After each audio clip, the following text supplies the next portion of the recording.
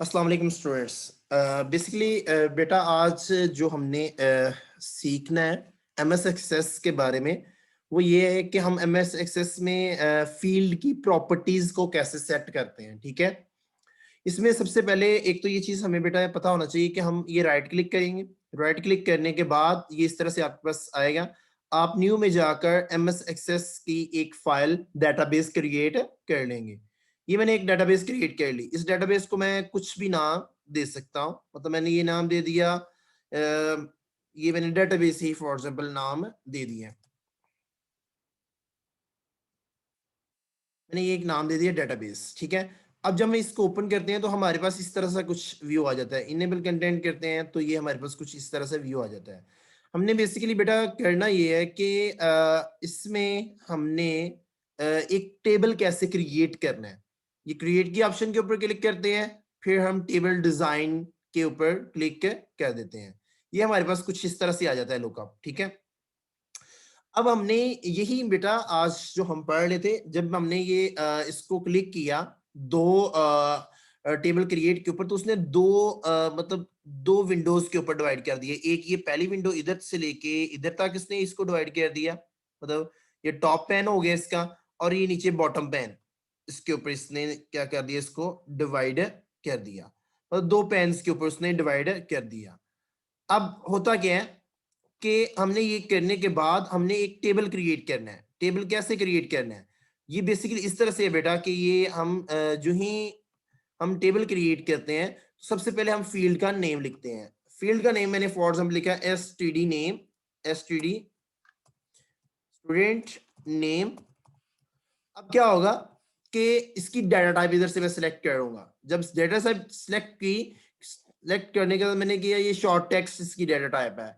अब ये नीचे इसकी कुछ प्रॉपर्टीज आ गई हैं, ये वाली फील्ड साइज है, फॉर्मेट है, इनपुट मास्क है, कैप्शन है, बाय डिफॉल्ट वैल्यू है, वैलिडेशन रूल है, वैलिडेशन टेक्स्ट है, रिक्वायर्ड है, ठीक है, अलाउ जीरो लेंथ है, इंडेक्सिड है, ठीक है, यूनिकोड आईएमई कोड है, टेक्स्ट अलाइनमेंट है। ये इसकी प्रॉपर्टीज हैं जो हमने एक फील्ड हमने नेम सेलेक्ट की और उसकी डेटा टाइप सेलेक्ट की। करने के बाद ये सारी की सारी जो ये डिस्प्ले हो गई हैं अब इधर, ये सारी की सारी क्या है, एक फील्ड की प्रॉपर्टीज कहलाती हैं। ठीक है, यही चीज मैं बेटा आप लोगों को समझाना चाह रहा था। अब होता क्या है, जो ही हम इन प्रॉपर्टीज हैं, प्रॉपर्टीज में अगर देखा जाए तो ये आप देख सकते हैं कि सबसे पहले फील्ड साइज।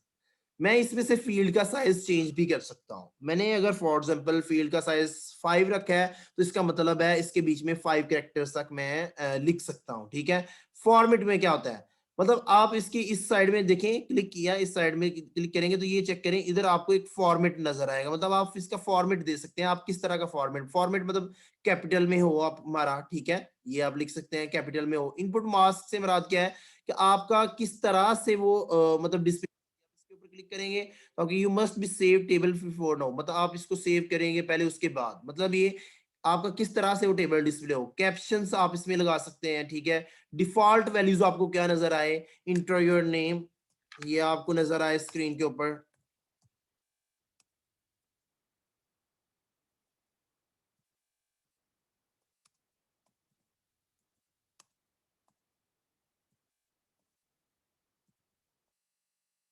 नेम आपने ये लिखे, वैलिडेशन रूल्स आप कुछ अप्लाई कर सकते हैं। ठीक है, रिक्वायर्ड, जो ही आप रिक्वायर्ड के ऊपर आते हैं बेटा, यस या नो, क्या ये फील्ड आपके लिए रिक्वायर्ड है या नहीं। अगर रिक्वायर्ड है, आपने ये लाजमी तौर पर फिलअप करनी है तो यस कर देंगे।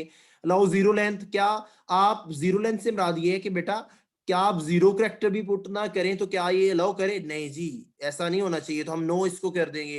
इंडेक्सिड मतलब एक इंडेक्सिड वाइड, मतलब एक बाय डिफॉल्ट क्या है, ओके, नो डुप्लीकेट वैल्यूज, ये भी आप कर सकते हैं। मतलब ये तीन ऑप्शन दे रहा है, no duplicate, okay, no duplicates. ठीक है, और इसमें क्या है, अगर आप कुछ नो नहीं करेंगे तो इसका मतलब क्या है कि इंडेक्स नहीं लगाएगा। अगर यस डुप्लीकेट करते हैं तो मतलब आपकी डुप्लीकेट वैल्यूज आ भी जाए तो कोई इशू नहीं है, और ओके लिखता जाएगा। अगर ये नो डुप्लीकेट करेंगे तो कभी भी आप डुप्लीकेट नेम नहीं रख सकते। तो इस तरह से ये बेटा कुछ इसकी प्रॉपर्टीज थी। ठीक है, इसी तरह सेम कोई एक और मैं प्रॉपर्टी रख लेता हूँ। फॉर एग्जाम्पल मैं रख देता हूँ ph अंडरस्कोर नंबर, मैंने ये रख दिया है। इसके साथ इसी की मैं डाटा टाइप से सिलेक्ट कर लेता हूँ नंबर।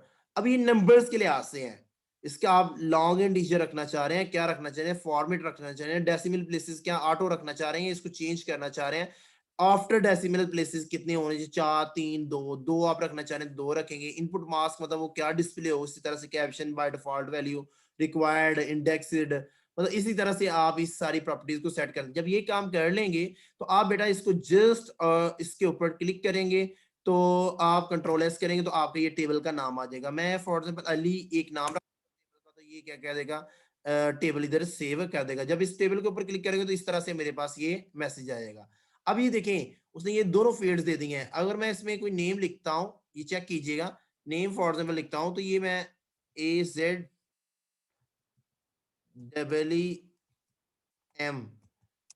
उसके बाद मैं कोई लिखने की जरूरत कर रहा हूं तो वो नहीं लिखा जा रहा, मैं कीबोर्ड के ऊपर बार बार प्रेस कर रहा हूं, नहीं लिखा जा रहा क्योंकि ये कह रहा है कि आपने जो इसका साइज रखा था वो कह रखा था 5, तो 5 तक ही आप इसमें इंटर कर सकते हैं।